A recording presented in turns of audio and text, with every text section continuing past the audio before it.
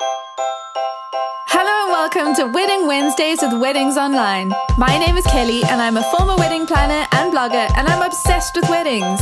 If you're planning a wedding in Ireland, you're in the right place. You're going to learn the tried and tested methods to planning your dream wedding without the added stress. Think of this as your one-stop shop for everything to do with planning your wedding in Ireland, with me, your new wedding planning bestie, and a cup of tea. This is Wedding Wednesdays with Weddings Online. Well, hello and welcome to a brand new episode of the Wedding Wednesdays with Weddings Online podcast. Today, we are talking about a relatively controversial topic, and that's all about handling family expectations when it comes to planning your wedding. So what I'm going to do is I'm going to go into this topic because it's common, it's tricky. So whether you're thinking about things like, who's on the guest list or who's walking you down the aisle, what color the bridesmaids are wearing, whatever it is, family input can feel like a lot. So today, we're going to go through why these things happen. We're going to understand the love behind why family members do what they do. But I'm going to help you with some practical things too. So I'm going to help you to manage family expectations, to protect your boundaries, and to keep your wedding, while also keeping the peace with those around you.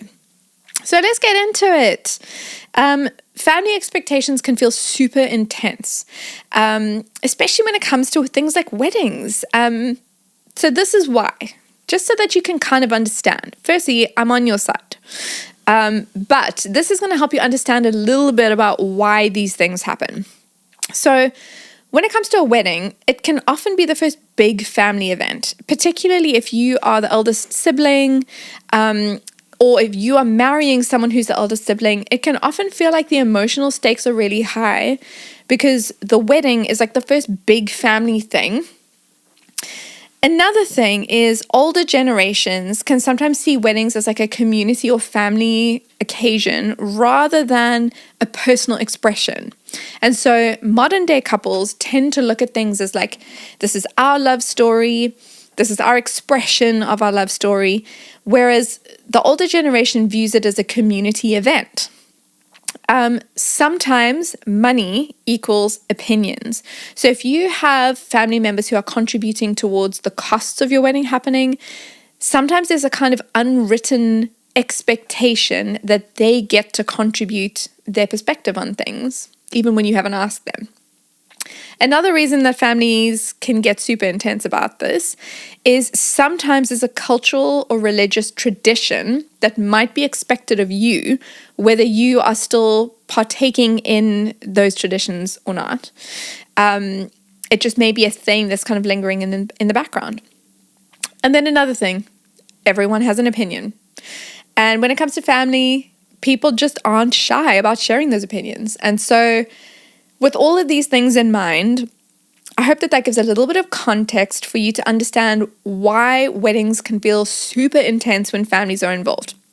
So the idea here is that you want to be able to have your wedding your way while keeping the peace with your family members, but not trying to please everybody. So it's possible to keep the peace without being a people pleaser. So let's go through 3 common big areas where family members like to get involved. So the first one, I've alluded to this one before, this is the guest list. So sometimes you've got family members pushing for a cousin that you've never met or a bestie of theirs that you don't think should be on the guest list. I can see things both ways. If the parents have paid and they want to be able to have someone with them, or if it's a family friend that you've kind of grown up with who is kind of like family. I don't really understand why some family members insist on having you invite people that you've never met. It can get a little complicated, but here's a top tip. Why not create what you call a negotiable zone? So it could be something like 10% of the guest list is for your parents to invite whoever they want. It might be that you just sit down together and you say, okay, we can have this many people in our wedding reception venue. And so out of this many people, we would really like to have, so many friends and so many family. And so we've got this many seats for you to invite whoever you want. So you could proactively approach that with your parents before they start suggesting people. Another big area, which can be an area of contention, is the traditions and ceremonies. So it's things like who's walking you down the aisle. Will you have unity candles? And if you do, who's going to light them? Is there going to be some kind of religious ritual? So the idea here is to adapt, not adopt. So you can find a modern spin on some of the traditional requests. Find a way to incorporate your heritage, your culture that you grew up with, the things that are probably a bit more dear to your parents, to other family members than to you. Find a way to incorporate those into your wedding without compromising on your values and the things that are important to you now. And then the final big area is financial influence. So I've said this already. If a family member is contributing, they may expect to have a say. Now, not everybody is like this. I'm very lucky that, my parents and my husband's parents, they contributed financially towards our wedding and really helped us to make it a very special day. But they didn't have expectations that they would get to have an opinion about things. So they were super helpful without being overbearing. And I recognize that that is quite unusual. And so here's my advice for what you can do. Have clear upfront conversations about what the financial gift does and doesn't mean in terms of input. So if you want to keep the peace, I think it is helpful to hear people's opinions. It doesn't mean you have to use every idea that they've had, especially if you've got a clear idea in your mind. It might just be about telling them what your expectations are and what your goals are for your wedding day and try and find some common ground. I'm going to give you some practical strategies to handle these expectations. So this is going to help you to navigate the situation with overbearing parents. Firstly, be very clear on what you want. So before you've even gotten anyone's opinions, it's really helpful if you and your partner understand what your vision is. So I always recommend before you book anything, before you set the date, before you've got your venue or your photographer, sit down with your partner and work out your non-negotiables. So these non-negotiables will be different for everyone. It might be that you want to have the biggest party of the year. And so you focus on the band, the DJ, and all the entertainment, and you pick a venue that can accommodate having an awesome party. It might be that you're a foodie and you want to make sure that everybody has the best food experience that they've ever had.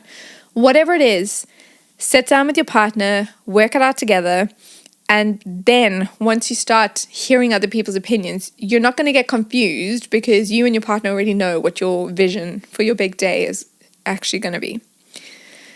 The next thing, you can actually use scripts to handle some tricky conversations. So here are a couple of examples. You could say things like, "We really appreciate your input. We've decided to keep the ceremony small, but we'd love your help with this." So if somebody suggested something, you can thank them, you can give them a reason that you're going to do something slightly different, but then give them something else that they can give their input in. So that way they know that it's not that you don't want their input, it's that that particular area is something that you've actually given a lot of thought to and you've got an idea in mind. Here's another example. "I know this tradition means a lot to you. Here's how we're thinking of including a nod to it." So again, you're not saying we're not going to incorporate this tradition at all, but you're being clear that you're only going to have a nod to it, but you still want to incorporate it in some way. So that kind of thing. Just have a think about where the controversial conversations might come in. Think about some of the tricky things that might pop up, and just prepare yourself with some language that you can use so that you don't offend your family members, but you create a peaceful environment. Okay, here's another one. Set some boundaries gently but firmly. So it's okay for you to say no, but do it in a way that is loving and kind.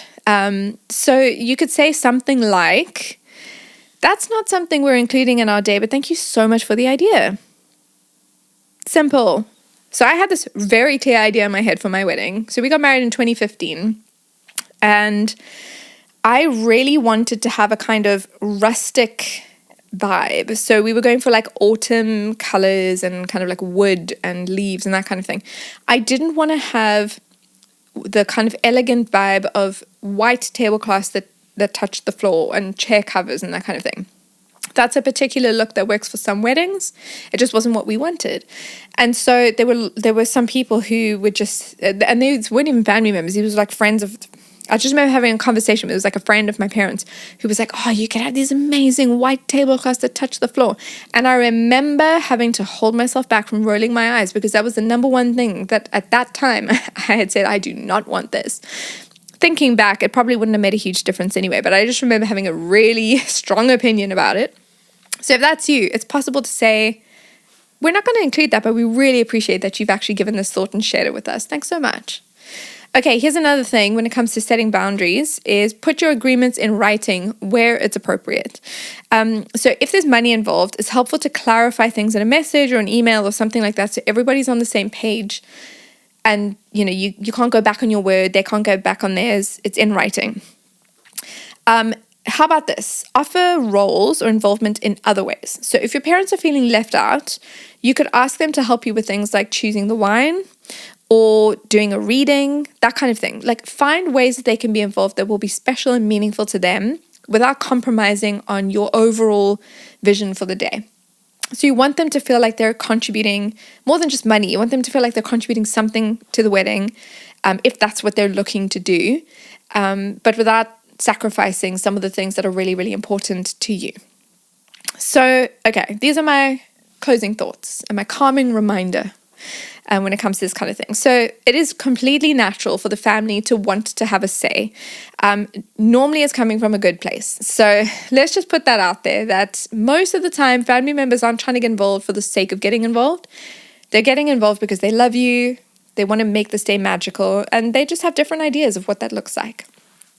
You don't have to please everybody, but it is helpful if you can be respectful and clear in how you communicate. The thing that matters the most is you and your partner. So you guys are the team. And so at the end of the day, as long as you guys are on the same page, that's the main thing. And then the final thing here is the earlier that you set your expectations, the easier everything is going to become. Expectations being laid out very clearly can actually help so much in so many different ways. This goes between you and your partner setting expectations, between you and your family members, you and the wedding party. It just helps. If you communicate an expectation, it is so much easier when it's clear for people to actually listen and respect that. So best of luck when it comes to planning your wedding and getting your family's expectations and involvement and opinions and everything. I know it can be really, really tricky, but just keep remembering they're doing this because they love you. They're doing it because they have good intentions. Just be really clear. So thank you for listening today. The Wedding Wednesdays with Weddings Online podcast is produced by me, Kelly, and mixed, mastered, and edited by Glenn Hartman. For more wedding planning tips, advice, checklists, and more, visit weddingsonline.ie.